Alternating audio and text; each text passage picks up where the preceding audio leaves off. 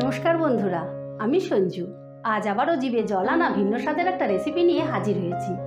আজ আমি তৈরি করব আলুর ধোকা কারি। এই রেসিপিটা কিন্তু মাত্র দুটো উপকরণ দিয়ে অতি সহজে 5 মিনিটের মধ্যে তৈরি করে ফেলা যায়। তাই তোমরা অবশ্যই এই রেসিপিটা একবার হলেও ট্রাই করো।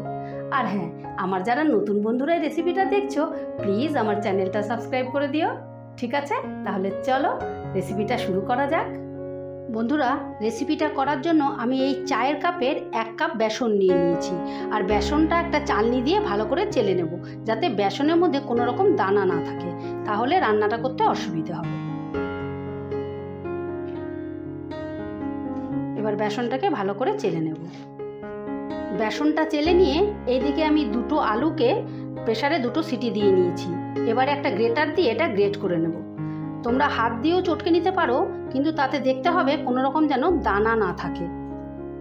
আলুটা গ্রেট করে নিয়ে এইদিকে আমি একটা মশলা তৈরি করে নেব। তার জন্য এখানে বড় সাইজের একটা পেঁয়াজকে এভাবে কেটে নিয়েছি, 10-12টা রসুনের কোয়া নিয়ে নিয়েছি, 1 কড়ের মতন আদা আর 7-8টা কাঁচা লঙ্কা নিয়েছি। ঝালটা তোমরা যেরকম খাবে সেরকম নিও। এবারে আমি এটাকে একটা মিক্সিতে পেস্ট করে নেব। এই দেখো, আমি এরকম একটা স্মুথ পেস্ট করে নিয়েছি। এবারে বেসনটাকে আমি পাতলা করে গুলে নেব। তার জন্য দিয়ে দিচ্ছি অল্প একটু নুন, দিয়ে দিচ্ছি লঙ্কার গুঁড়ো, আর দিয়ে দিচ্ছি আদা রসুনের যে পেস্টটা করে রেখেছিলাম সেখান থেকে 1 চামচ পেস্ট। এবারে অল্প অল্প জল দিয়ে পাতলা একটা ব্যাটার তৈরি করে নেব। অল্প অল্প করে জল দিতে হবে, একসাথে বেশি দিলে দলা পাকিয়ে যাবে। একদমই পাতলা করে গুলতে হবে। এই দেখো, এই রকম একটা পাতলা ব্যাটার বানাতে হবে, ঠিক এই রকম। এবারে আমি ধোকার পুরটা বানাবার জন্য বসিয়ে দিয়েছি একটা প্যানে দিয়ে দিচ্ছি সাদা তেল। 2 চামচের মতন সাদা তেল দিয়ে দিলাম। তেলটা ভালো করে মাখিয়ে নিলাম। এবারে বেসনের ব্যাটারটা দিয়ে দিচ্ছি। এবার কিন্তু কন্টিনিউ নাড়তে হবে, আর গ্যাসের আঁচটা কিন্তু মিডিয়ামে রাখতে হবে, না হলে কিন্তু তলায় লেগে যাবে। এবারে যেই এরকম ঠিক হয়ে আসবে তখনই দিয়ে দেবো গ্রেট করা আলুটা। এবার আলুটা দিয়ে বেসনটাকে ভালো করে ভেজে নেব, কিন্তু কন্টিনিউ নাড়তে হবে। এই দেখো, এরকম একটা আঠালো ব্যাটার তৈরি হবে। আর এটা যখন কড়া থেকে ছেড়ে আসবে, প্যান থেকে ছেড়ে আসবে, তখন বুঝবে ব্যাটার মন্ডটা তৈরি হয়ে গেছে। এবারে আমি নামিয়ে ফেলব।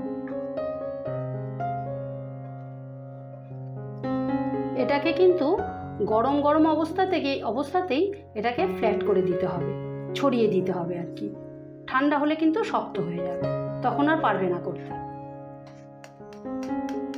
এই দেখো, আমি একটু মোটা করেই ফ্ল্যাট করে নিয়েছি। মোটা করে করলে কি হবে, একটু ভাজতে সুবিধে হবে। আর চারিদিকটা সমান করে দিয়েছি। আর এটা গরম অবস্থাতে কিন্তু করতে হবে, ঠান্ডা করলে অসুবিধা হবে। এবারে ঠান্ডা করে তোমাদের আমি কেটে দেখাচ্ছি। এই দেখো, একদম ঠান্ডা হয়ে গেছে। এবারে আমি একটা পিজা কাটার দিয়ে কেটে নিচ্ছি।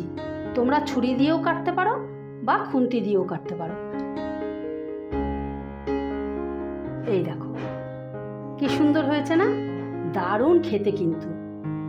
এবারে ধোকাগুলো ভেজে নেওয়ার জন্য একটা কড়া বসিয়ে দিয়েছি। কড়াই দিয়ে দিচ্ছি সর্ষের তেল।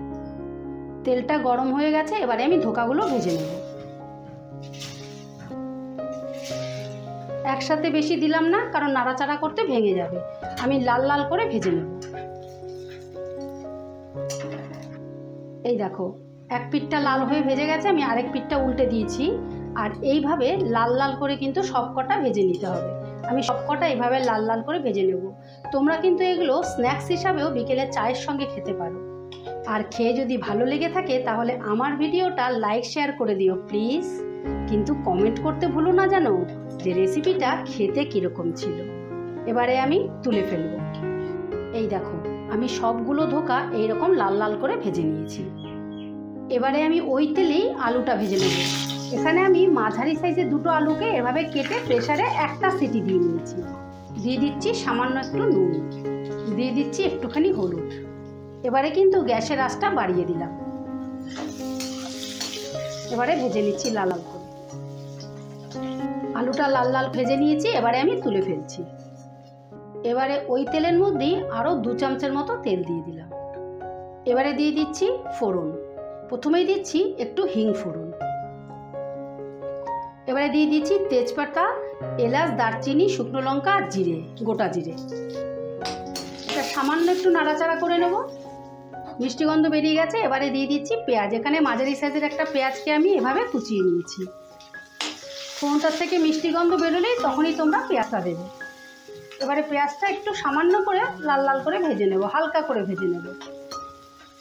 পেঁয়াজটা হালকা করে ভেজে নিয়েছি। এবারে দিয়ে দিচ্ছি আদা রসুন আর পেঁয়াজের পেস্টটা। দিয়ে দিচ্ছি সামান্য একটু জল, যাতে আদাটা না ছিটকে।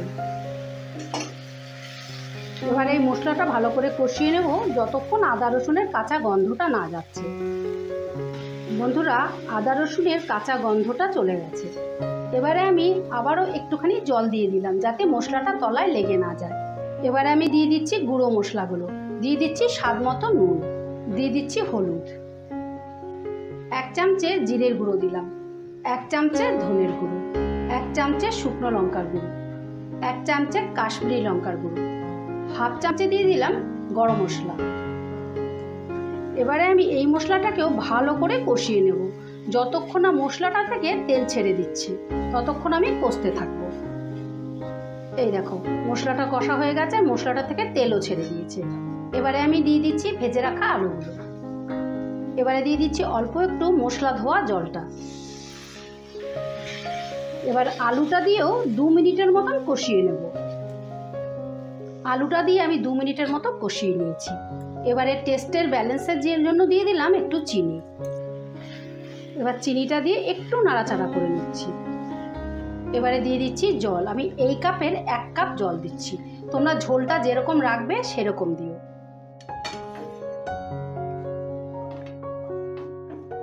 আলুটা তো 50% সেদ্ধ করাই আছে।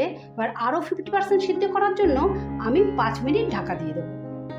5 মিনিট বাদে আমি ঢাকাটা তুলে নিলাম। এবারে আমি দিয়ে দিচ্ছি ভেজে রাখা ধোকাগুলো। তোমরা কিন্তু ঝোলটা এই আন্দাজে রাখবে যে ধোকাগুলো কিন্তু খানিকটা ঝোল টেনে নেবে, সেই মতো ঝোলটা রাখবে। ধোকাগুলোকে ভালো করে ঝোলের মধ্যে আমি চুবিয়ে দিলাম। এবার এটাকে আমি 2 মিনিটের জন্য ঢাকা দিয়ে দিলাম। বন্ধুরা, 2 মিনিট বাদে আমি ঢাকাটা তুলে নিলাম। এই দেখো, এইটুকু ঝোল আমি রাখবো। এবারে আমি গ্যাসটা অফ করে দিলাম। এবারে ওপর থেকে দিয়ে দিচ্ছি ভেজে রাখা কাসৌরি মেথি, দিয়ে দিচ্ছি শাহি গরম মশলা, দিয়ে দিচ্ছি 1 মুঠো ধনে পাতা, আর দিয়ে দিচ্ছি 1 চামচে বাটার। তোমরা ঘিও দিতে পারো। এবার এটাকে আলতো হাতে একটু নাড়াচাড়া করে দেবো আর কি, যাতে সবটা মিশে যায়। এবারে 2 মিনিটের জন্য স্ট্যান্ডিং টাইমে রাখলাম। তারপর তোমাদের পরিবেশন করে দেখাচ্ছি। আজকের রেসিপি আলুর ধোকা কারি। এমনি ধোকা কারি তো খেয়েছি, আলুর ধোকা কারি খেয়ে দেখি আজকে টেস্ট করে কেমন লাগে।